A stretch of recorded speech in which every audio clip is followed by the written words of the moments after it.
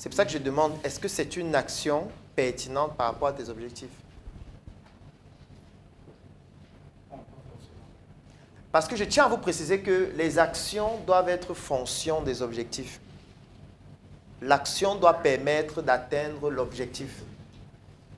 L'action n'est pas quelque chose qui vient dans l'espace comme ça, qu'on fait émotionnellement. Et chaque fois qu'on pose une action, on doit se poser la question qui est celle de savoir, ça répond à quel objectif que j'ai? 2, comment j'évalue l'action? 3, est-ce que cette action, c'est celle la plus efficiente parmi toutes les actions qu'on peut poser pour atteindre ce même objectif? Parce que pour atteindre un même objectif, on peut avoir plusieurs actions possibles. Il y a certaines qui font dépenser plus de ressources que d'autres. Ce qui fait qu'il est important de commencer par des actions efficientes qui font dépenser le moins de ressources. Je prends un exemple. Est-ce qu'actuellement, la puce Camtel fonctionne avec les autres téléphones? Oui. Est-ce que la puce que tu viens de me donner fonctionne avec les autres téléphones? Depuis, ça fait déjà 2 mois. Et pourquoi tu m'as donné le modem?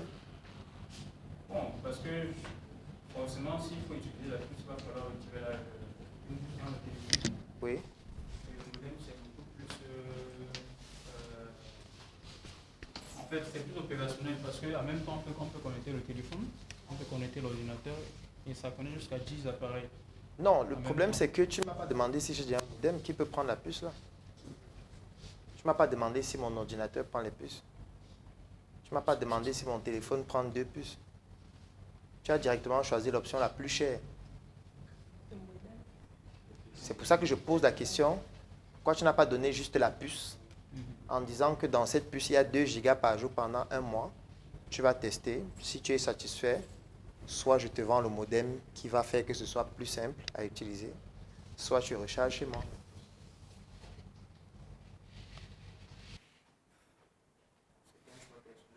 Parce que regarde, là on a 2 actions.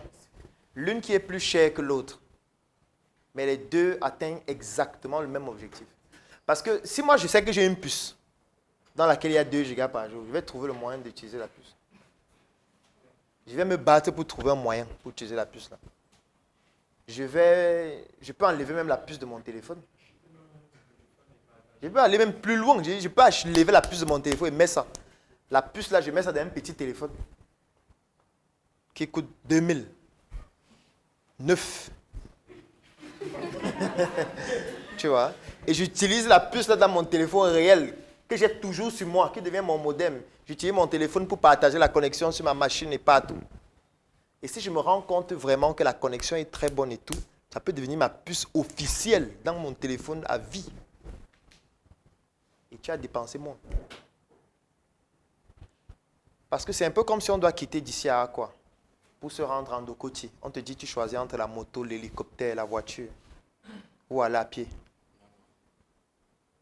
Tout dépend de l'objectif. On ne répond pas sans savoir quel est l'objectif. Si on dit que l'objectif, c'est de rencontrer le président Paul Biya pour un projet dont il m'a promis 2 milliards d'investissements et il est en Ndokoti pour 15 minutes, tu vas choisir quel moyen? Tu vas choisir quel moyen? Tu vois qu'en fonction de l'objectif, tu ne choisis pas n'importe quel moyen. Tu ne vas pas prendre la moto. Et tu vas arriver à la moto, tu vas de 15 milliards, gars. Est-ce que c'est pertinent? C'est pertinent.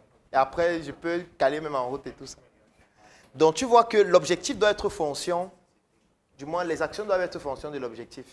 Et malgré le cas que c'est fonction de l'objectif, il faut toujours que tu évalues le coût. Il faut que tu évalues le coût parce que là, on parle du marketing, on parle de ce qui va conclure sur apporter de la valeur à l'entreprise. Et il ne faut pas que ça apporte de la valeur à l'entreprise en épuisant toutes les ressources de l'entreprise. Donc, il faut que ce soit mesuré. Donc, moi, je te propose dans ce genre de cas de donner la puce. Pas le modem. Pas le modem.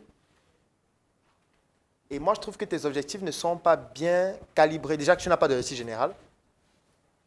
Tu n'as donné que les objectifs spécifiques. Et même les objectifs spécifiques, je me rends compte qu'il n'y a pas un objectif sur... Il n'y a pas un objectif quantitatif. Par exemple, est-ce qu'il y a un nombre de puces que tu dois vendre par jour?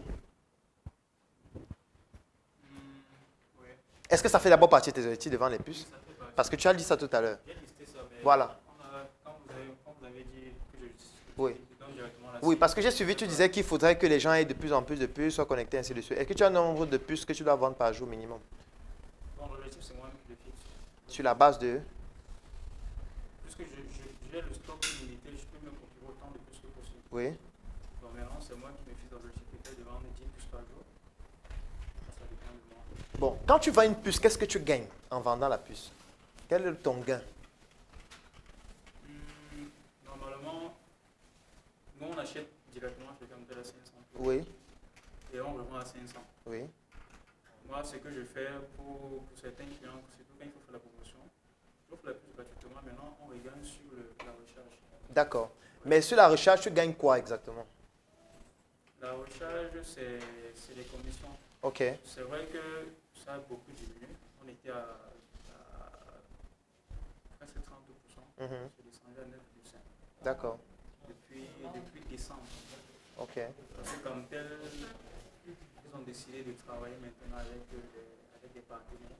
Parce que nous, on traitait directement avec Camtel. Mhm. Maintenant, ils nous ont envoyé Chez les partenaires. Oui. C'est là où c'est devenu très compliqué. Ok. C'était même descendu à 7%, mais c'est l'autre jour, la semaine passée en réunion, on a remis ça à 9,5%. Ok. Donc, ça veut dire que si je comprends bien, sur la puce, en réalité, tu gagnes lorsque les gens effectuent les recharges. Sur 10 personnes qui achètent la puce, combien font des recharges régulièrement? Bon, avec les méthodes que tous Font des recharges régulièrement. Ça veut dire que tu as un objectif que tu peux mesurer de manière quantitative par rapport au chiffre d'affaires que tu veux faire, par exemple, par mois. C'est que si tu décides que par mois, je veux faire un chiffre d'affaires de 1 million, et que ce chiffre d'affaires-là est fonction des recharges, ça veut par exemple dire qu'il faudrait qu'en un mois, les gens fassent des recharges de 1 million. Tu vois? Si tu calcules maintenant tes 9% ou environ 10%, tu vois ce qui te revient. 10% de 1 million, ça fait 100 000. La question que tu dois te poser, est-ce que tu peux vivre avec 100 000 en un mois? Si tu réponds à cette question oui, ça va. Tu peux t'arrêter sur 1 million et tu déclines les objectifs spécifiques. Mais si tu te dis, en un mois, pour que je puisse vivre décemment, si vraiment c'est mon activité principale, il me faudrait gagner, disons, 500 000 francs. Ça veut dire que je dois faire au moins 5 millions.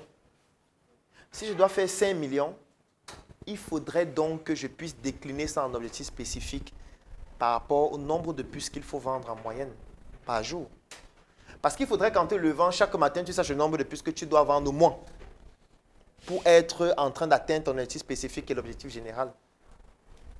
Parce que je suis d'accord avec toi que si tu fais de l'argent avec les recharges, plus tu auras de personnes qui ont de puces et plus il y aura des recharges. Maintenant, il faut que tu définisses exactement, il faudrait que combien de personnes aient des puces chaque mois pour que je puisse avoir les revenus qui me permettent de pouvoir développer mon activité et d'avoir une marge qui soit intéressante. Donc là, il faut que tu déclines un objectif spécifique qui soit chiffré. Il faut que tu saches que chaque mois, je dois avoir tel nombre de puces. Chaque mois, il doit avoir tel volume de recharge. Ça doit être mesuré. Et chaque mois, tu dois évaluer mois après mois. Ce mois de janvier, on a eu des volumes de recharge de combien?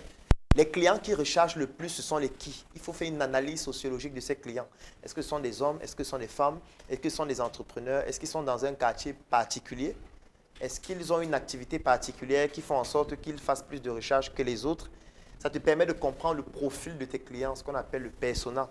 Et dès que tu définis ce persona, tu sauras maintenant qui prospecter par la suite. Parce que tu auras le profil type des personnes qui rechargent le plus.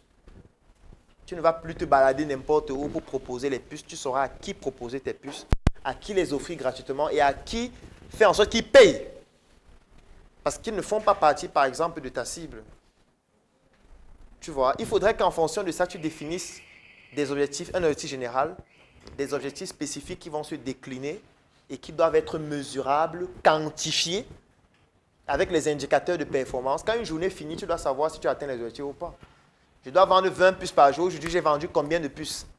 Ou j'ai offert combien de puces à combien de personnes qui peuvent être dans le segment que je recherche et qui pourront effectuer des recharges. Aujourd'hui, j'ai fait des volumes de recharge de combien?